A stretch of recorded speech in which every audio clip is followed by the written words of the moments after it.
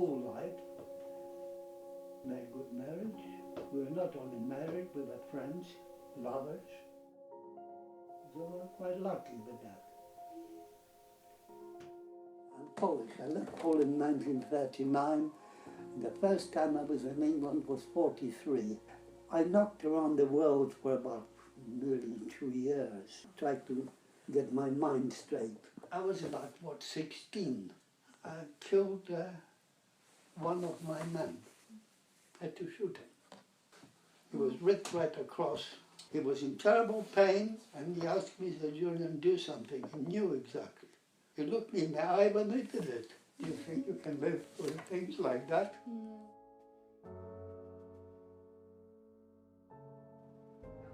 Romania at that time, special camps for people, Polish people. You could get in, have a bath, have a meal, and somehow, possibly a bit of a clothing, go to the next thing. Remember, all those Poles, they wait without documents, passports.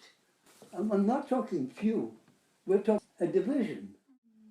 And if you were sent to Kalima, as the Russians say, you go there, you don't come back. Nobody comes back. But gradually you survive, and the replacements come in. But you never make friends with the new ones. Most of them are dead. People I worked with, they're dead. People I slept with, they're dead.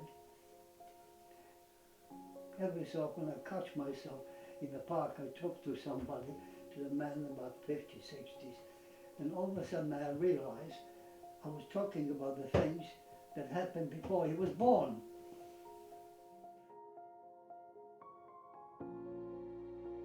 But remember something else, statistics. 1/8 of a planes shot in an air combat were done by Polish pilots.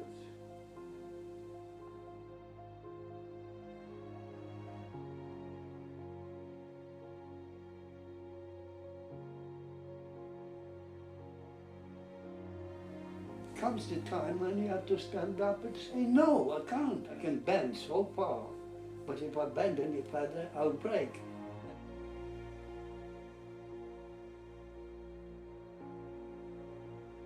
Always lucky that I got away with it. And so I was always there on this, in the various things, sometimes very good, sometimes very bad, but I was there. I've seen some things that you calling it heroic is wrong, because you've seen people do something that is above the behavior of a human being, good or bad. The range is such a huge one. I've seen people give their lives to protect somebody. Just like that. So you can say it all, decision in the split second. But in the split second you actually judge. And I've seen people sacrificing their lives to protect a few others. So later on they give them a medal or not, but that's not important. Important things that they did it. And when you saw it, actually, it's difficult to live with it.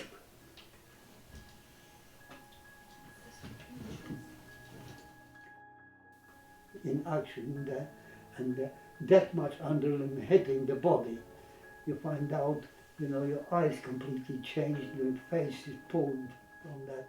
You look 20 years older.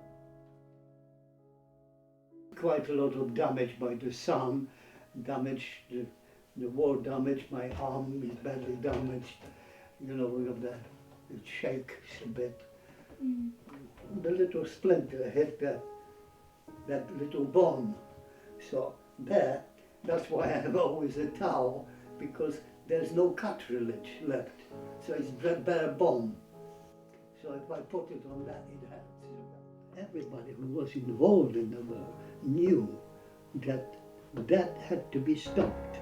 But the German representative of Germany, it's not the Germans, but the German idea how to deal with people. It had to be stopped. The problem is they tried to kill him a few times, not successful.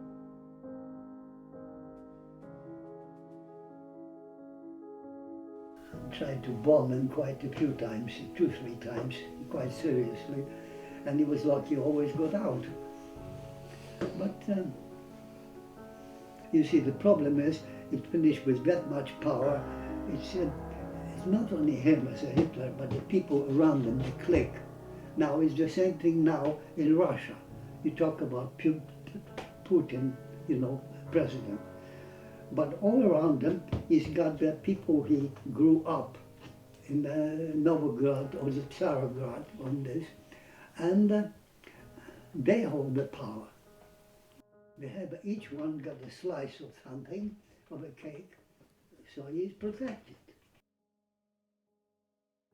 Germany got simply a disease. Italy followed that.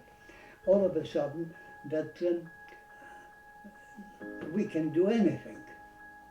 They got away with it a bit, but the German, let's say, top military knew in 1941 that they lost the war. The idea of what the Germany was, it was a sickness, nothing else. You lived in a very sort of compressed time. So you had to do the job. So you did it. You knew that the responsibility for it, it's carried by the high command and all the rest of it. They make a mistake. Unfortunately, you have to pay for the mistakes and all that.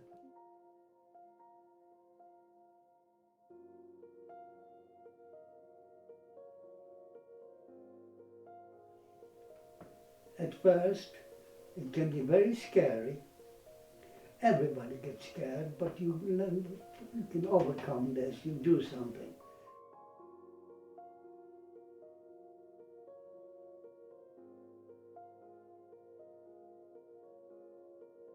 The commander was, you know, it covers many things. Some of it, the commander was a small group for one job. Some of it was a larger group for certain jobs. So I was in a unit that actually supplied the people if you had to do something peculiar. So you trained, you knew each other, covered up. My job was to do the cover with Thompson submachine guns. So I covered them when they were gone there, trying to put the mines or whatever it is. And afterwards, when they go back, I had to cover their withdrawal. And as I said, when you see it on the film, somebody standing there, you wouldn't last 2 minutes, 2 seconds. So you, as I said, you hit the ground, roll, hit the ground again. You're always on the move. You train so the gun you can fire in the right hand or the left hand without thinking. I wasn't exactly human. I was a distracted machine. So if I saw something, I looked for weak points in a person or a building or any or a theory, because that was my training. See the weak point and hit it. The most difficult, elusive thing there is, most dangerous thing there is the truth.